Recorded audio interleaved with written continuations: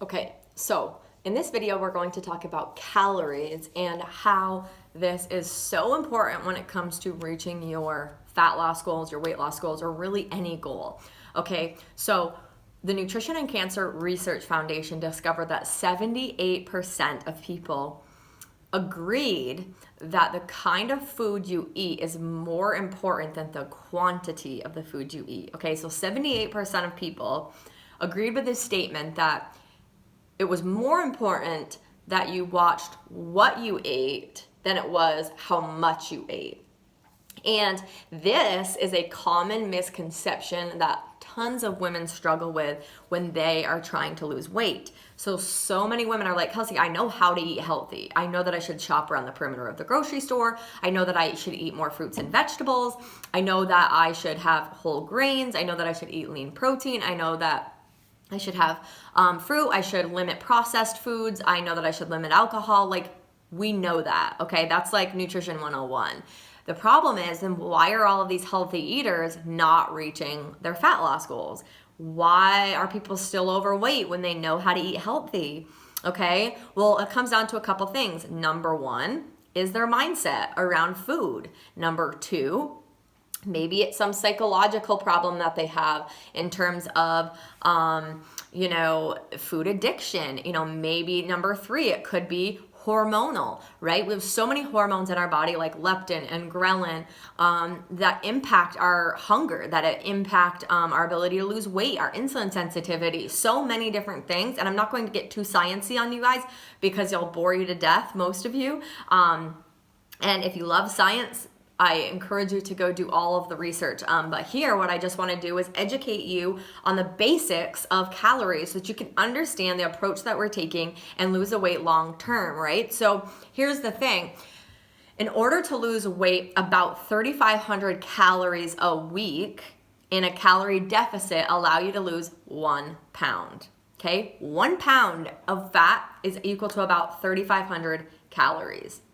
Okay, so that means that we need to be eating less calories than we're burning in order to lose weight. Now, this doesn't mean that if you eat 1,500 calories a day, you have to go run and walk off 1,500 calories. It's not what that means. I once believed that. Okay, your body at rest, literally, just if you slept for 24 hours and didn't move one muscle, you would still be burning your basal metabolic rate or your resting metabolic rate, in which keeps you literally alive.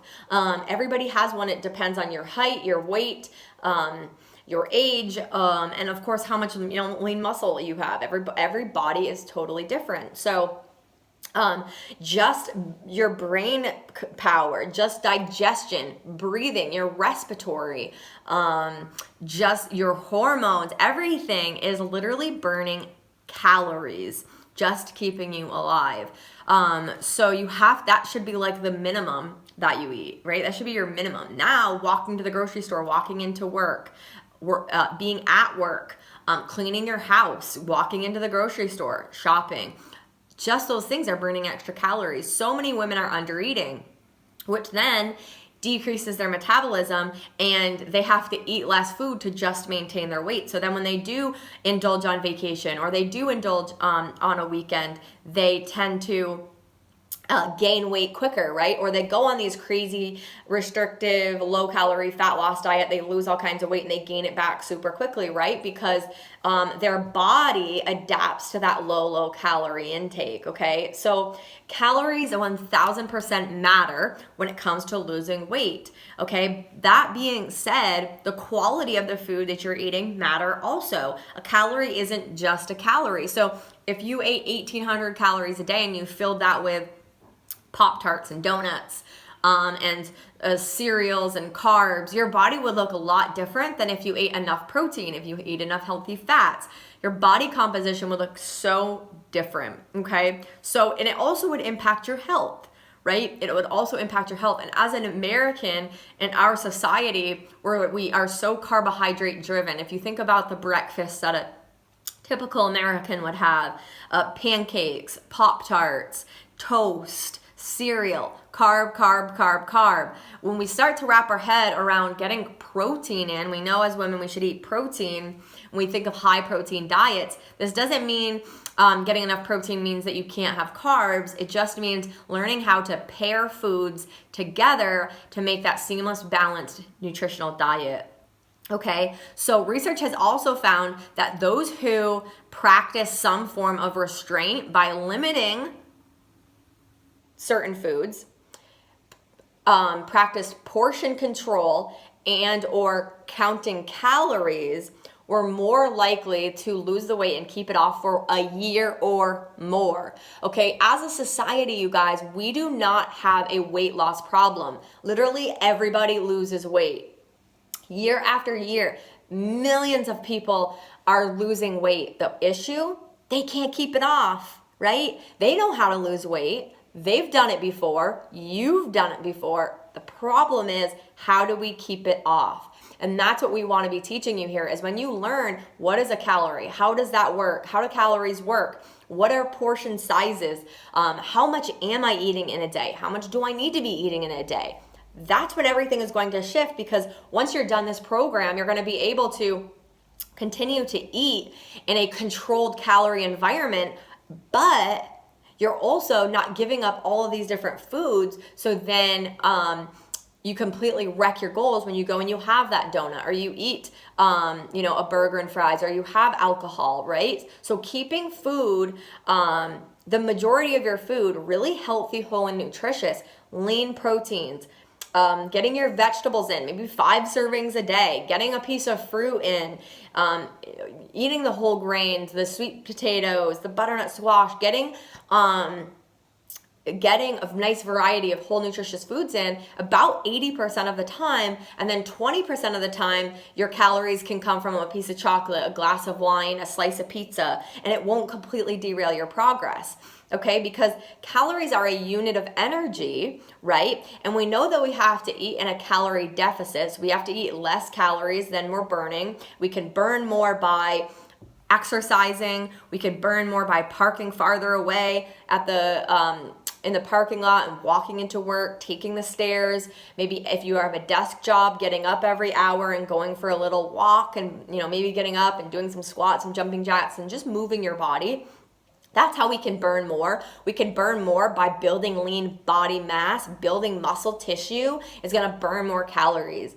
Then we can control how many calories we're taking in by portion control, weighing and measuring our food, tracking what we're eating, following a nutrition plan that has a calorie count for it. So you don't have to track it, but if you eat this meal plan, you know you're going to be getting X amount of calories, because that's what the meal plan is made up of. Right? Eating whole foods, making sure you're getting foods that are high in fiber and are going to help kind of keep you full, right? Keeping your digestion going. Protein is going to help keep you full, right? Keeping you satiated, incorporating some healthy fats into your meals, but watching about how many, because fats are very high in calories. Getting learning how to get those balanced meals in, eating every few hours. That's going to impact how many calories you take in, right?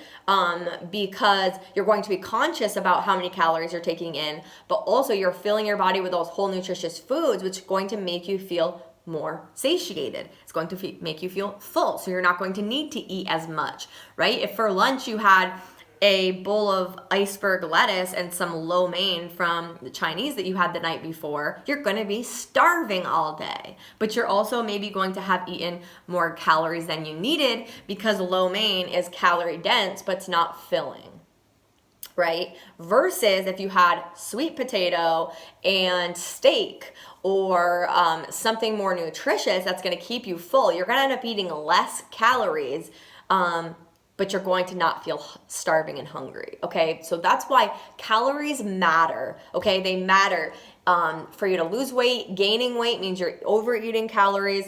It doesn't matter if you're eating 1,300 calories a day and you're gaining weight. It means your metabolism is very slow, and that is putting you in a calorie surplus, okay?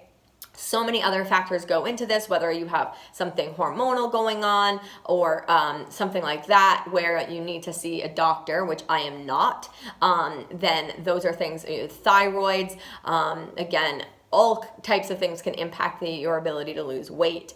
But for the vast majority of people, making sure that our calorie intake is efficient, portion control is going to be huge when it comes to reaching your goals. And that's also why eating something bad for you isn't going to wreck your goals, okay? Eating something bad for you isn't going to wreck your goals. So during this time, I don't want you to think, well, I need to be eating better, or I had a piece of chocolate and I shouldn't have. As long as you're keeping within the realm of your nutrition plan, those things are totally fine to have. They're not going to wreck your goals. And in fact, people who tend to restrict their diet and cut those out are way more likely to gain the weight back than those who learn how to incorporate those types of foods into their diet and lose weight at the same time. They're going to be way more likely to be able to sustain the weight loss and have the best results long term.